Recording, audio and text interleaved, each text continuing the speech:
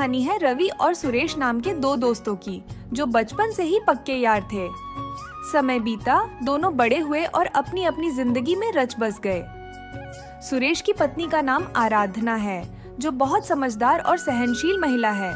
उनकी एक प्यारी सी बेटी भी है। रवि की पत्नी पूजा है और उनके 2 बच्चे हैं। रवि और सुरेश मजदूरी करके अपने घरों का खर्च चलाते थे, लेकिन कई दिनों से रवि के पास कोई काम नहीं था। आखिर कब तक यूं ही चलेगा रवि? घर का खर्च बढ़ता जा रहा है और हमारे पास बचत भी नहीं बची। मैं क्या करूं पूजा? मैं रोज काम ढूंढने निकलता हूं, लेकिन कहीं भी काम नहीं मिल रहा। तो क्या हम भूखे रहेंगे? इस हफ्ते का राशन मैंने माँ के दिए कंगन गिरवी रखकर खरीदा है। अब ऐसा और नहीं चल सकता। मैं समझता हूं पूजा, लेकिन हालात बहुत खराब हैं। हर जगह नौकरी के लिए भी पहचान और पैसे लगते हैं। अगर तुम और कोशिश करो तो कुछ ना कुछ जरूर मिलेगा। सुरेश को देखो, वो भी तो मेहनत कर रहा है। तुम्हें भी उससे बात करनी चाहिए, शायद वो कोई रास्ता निकाल सके। तुम ठीक कह रही हो पूजा, मुझे सुरेश से बात करनी चाहिए। हो सकता है वो किसी काम का इंतजाम कर दे। तुम फिक्र मत करो, मैं जल्द ही सब ठीक कर दूंगा। बस मुझे थोड़ा और वक्त दो।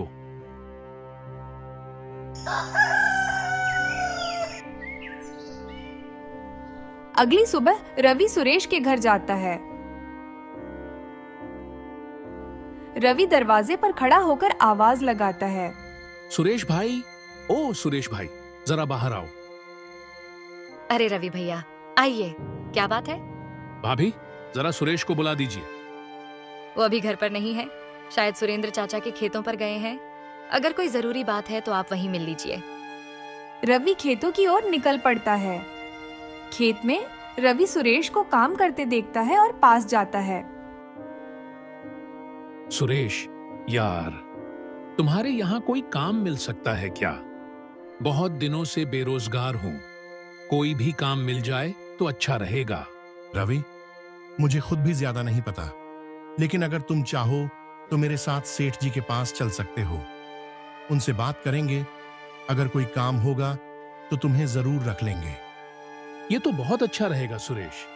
अब मैं किसी भी तरह से काम करना चाहता हूँ, बस हालात सुधर जाएं। चिंता मत कर भाई, सुबह जल्दी तैयार हो जाना, हम साथ चलेंगे। ठीक है, कल सुबह मिलते हैं।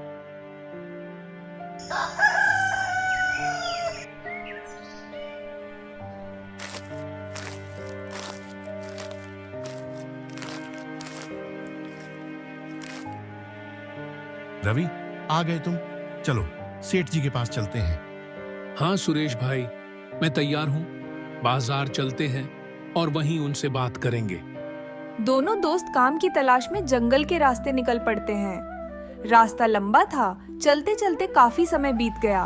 अचानक आसमान में जोरदार बादल गरजते हैं और देखते ही देखते तेज बारिश शुरू हो जाती है। भाई सुरेश, बारिश तो बहुत तेज हो गई है। अगर इतनी तेज बारिश में आगे बढ़े तो बीमार पड़ जाएंगे। हमें कुछ देर यहीं रुकना होगा। तभी रवि की नजर एक बुजुर्ग व्यक्ति पर पड़ती है, जो लकड़ियां उठाए भीगता हुआ गुजर रहा होता है। बुजुर्ग व्यक्ति लड़खड़ाते हुए पास आता है और कहता है, बेटा, बहुत बारिश हो रही है, पास में ही मेरा घर है। अगर चाहो तो वहां चलकर रुक जाओ और मेरी थोड़ी मदद कर दो, ये लकड़ियां पहुंचाने में। जी बाबा, क्यों नहीं, आइए हम आपकी मदद कर देते हैं। दोनों दोस्त बुजुर्ग के साथ उसकी झोपड़ी तक पहुंचते हैं। अंदर पहुंचकर बुजुर्ग आग जलाने के लिए लकड़ियां सुखाने लगता है। कमरे में हल्की गर्माहट आ जाती है। बेटा, बहुत दिनों बाद कोई आया है, बारिश में फंस गए थे ना? हाँ बाबा, हम बाजार जा रहे थे काम की तलाश में, लेकिन अचानक बारिश आ गई और हम यहीं फंस गए। जब तक बारिश रुकेगी हम थोड़ी देर यहाँ रुक सकते हैं क्या? अरे बेटा, ये भी कोई पूछने की बात है? जितनी देर चाहो यहाँ रुको। दोनों वहां बैठ जाते हैं। बुजुर्ग आग जलाकर चूल्हे पर खाना बनाने लगता है। खाने की महक पूरे कमरे में फैल जाती है। रवि और सुरेश एक दूसरे को देखते हैं, लेकिन सोचते हैं कि शायद बाबा ने सिर्फ अपने लिए ही खाना बनाया होगा। इसलिए वे मन मारकर चुप रहते हैं। बुजुर्ग दोनों के मन की बात पढ़ लेता है और मुस्कुराकर कहता है, आओ बेटा, खाना खा लो, सबके लिए पर्याप्त है। नहीं बाबा, आप खाइए, आपने तो थोड़ा ही पकाया होगा। बेटा, जब तक बांट कर खाओगे तब तक खाने का असली स्वाद नहीं आएगा। चलो आओ, गरम गरम खा लो। दोनों खाना खाते हैं और चौंक जाते हैं। बाबा, ये खाना तो कमाल का है। ऐसा स्वाद हमने पहले कभी नहीं चखा। बाबा, आप इतने घने जंगल में अकेले रहते हो, आपका कोई परिवार नहीं है? बुजुर्ग कुछ देर चुपचाप सुरेश की तरफ देखता है, फिर मुस्कुराकर जवाब देता है, बेटा, एक जमाने में मेरा भी भरा पूरा परिवार था। हम एक छोटे से गांव में रहते थे, पर एक दिन भयंकर तूफान और बाढ़ आई। मेरे पत्नी, बेटा, बहू, पोते सब कुछ बहा ले गए। बस मैं ही बच गया। तब से इस जंगल को ही अपना घर बना लिया। अब मेरा इस दुनिया में कोई नहीं है। बाबा, लेकिन आप इतने घने जंगल में अकेले कैसे रहते हैं? आपको डर नहीं लगता? डर किस चीज का बेटा? शुरू में थोड़ा लगता था, लेकिन अब यह जंगल ही मेरा घर बन चुका है। यहाँ की शांति में ही मेरी आत्मा को सुकून मिलता है। बाबा, अगर आप बुरा ना माने तो हमारे साथ चलिए। मेरे घर में मेरी पत्नी और बच्चे हैं। मेरी माँ बहुत पहले ही दुनिया छोड़ गई। अगर आप हमारे साथ चलोगे तो हमें बहुत खुशी होगी। आपको यहाँ अकेले रहने की जरूरत नहीं है। नहीं बेटा, अब मैं यहीं खुश हूँ। ये जंगल ही मेरा घर है। मुझे अब इस शांत माहौल में ही रहना अच्छा लगता है। लेकिन तुमने मेरे बारे में पूछा, ये मेरे लिए बहुत बड़ी बात है। थोड़ी देर बाद बारिश थम जाती है। बाबा, बारिश रुक गई है। अब हमें निकलना चाहिए। बाबा, एक बार फिर सोच लीजिए। अगर आप हमारे साथ चलना चाहें तो हमें बहुत खुशी होगी। नहीं बेटा, तुम्हारा बहुत बहुत शुक्रिया, लेकिन मैं यहीं पर खुश हूँ। बुजुर्ग अचानक उठता है और अंदर से एक पुराना संदूक निकालकर उनके सामने रखता है। बेटा, ये मेरे जीवन की जमा पूंजी है, जो अब मेरे किसी काम की नहीं। तुम दोनों नेक दिल इंसान लगते हो। इसे रख लो और इसे आपस में बराबर बांट लेना। बाबा, इसमें क्या है? खोल कर देख लो बेटा। जब वे संदूक खोलते हैं तो उनकी आंखें खुली की खुली रह जाती हैं। उसमें ढेर सारे सोने के सिक्के चमक रहे होते हैं। इतने सारे सोने के सिक्के! बाबा, आप हमें ये क्यों दे रहे हैं? बेटा, मेरा अब कोई नहीं है और तुम दोनों मुझे सच्चे और अच्छे इंसान लगे। तुम्हारे पहनावे से तुम जरूरतमंद लग रहे हो, इसलिए मैंने यह तुम्हें देने का फैसला किया है। बाबा, आपका बहुत बहुत धन्यवाद। हम इस धन का सही उपयोग करेंगे। सुरेश और रवि जंगल से बाहर निकल रहे होते हैं। उनके हाथों में वह संदूक है जिसमें ढेर सारे सोने के सिक्के हैं।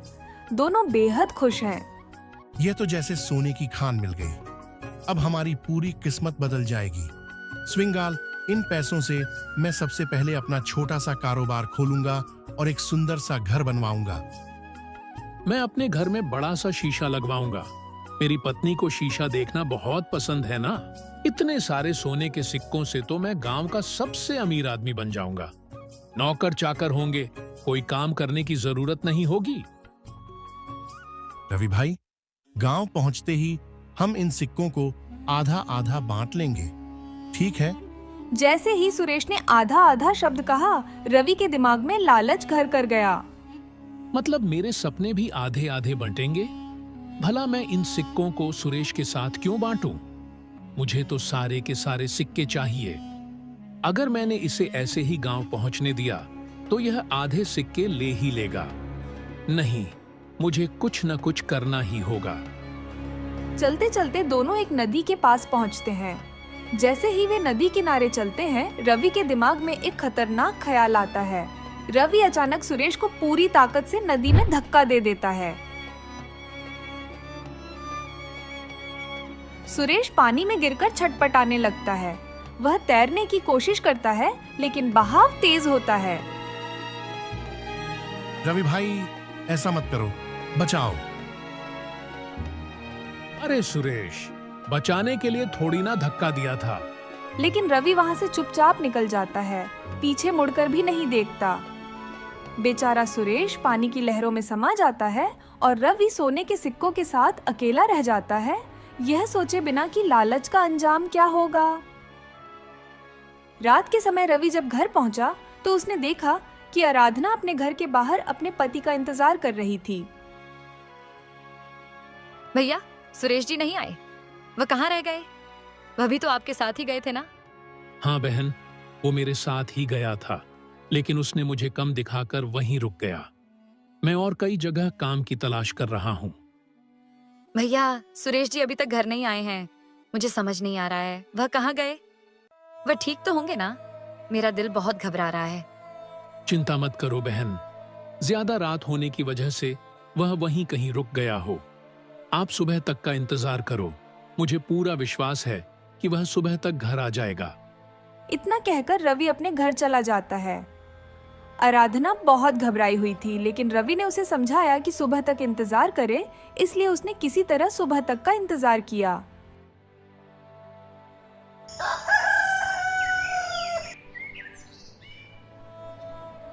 पर सुबह भी सुरेश के ना आने के कारण आराधना रवि के घर पहुंचती है। देखिए ना रवि भैया, सुरेश अब तक घर नहीं आए। अरे आप घबराओ मत, मैं ढूंढने के लिए निकलता हूँ।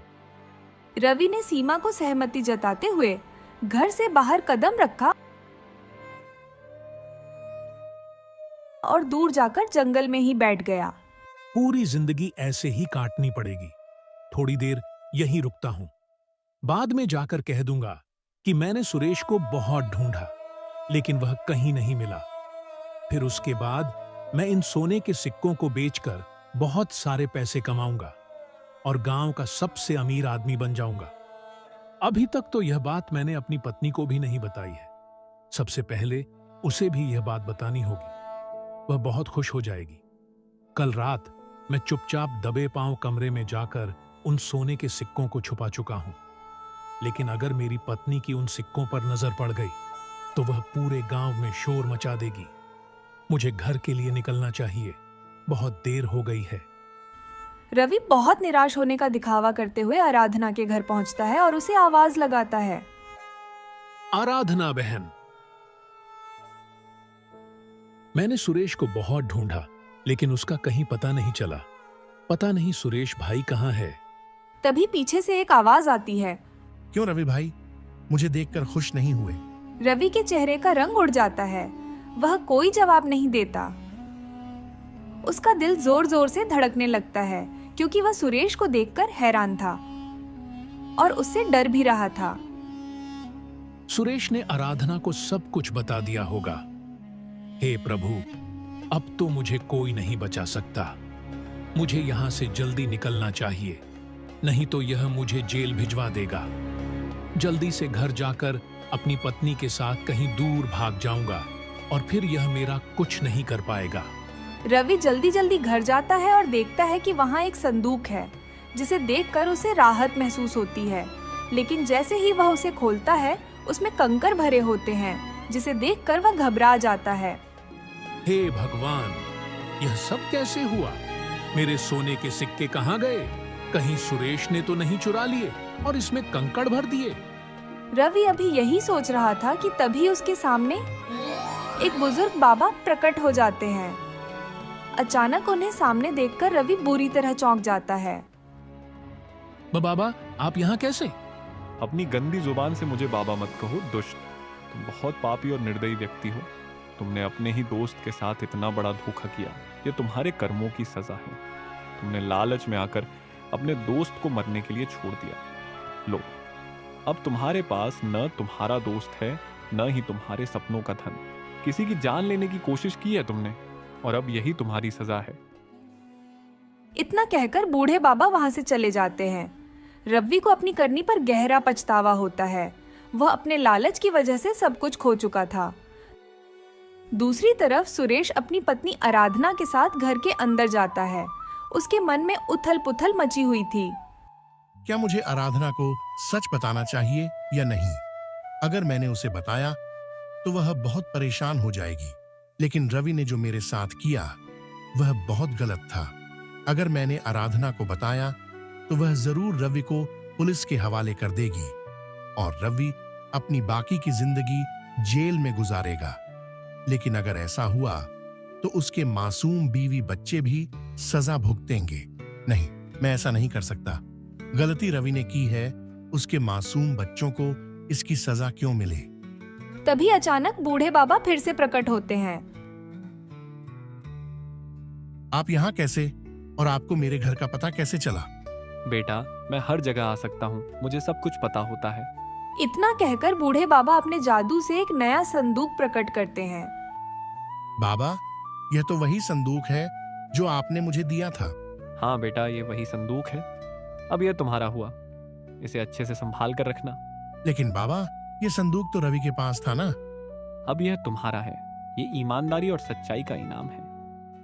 इतना कहकर बूढ़े बाबा गायब हो जाते हैं। ये कौन थे और अचानक कहाँ गायब हो गए? मुझे भी नहीं पता। मैं तो इन्हें एक आम इंसान समझ रहा था, लेकिन लगता है कि ये कोई फरिश्ता थे जो हमारी मदद करने आए थे।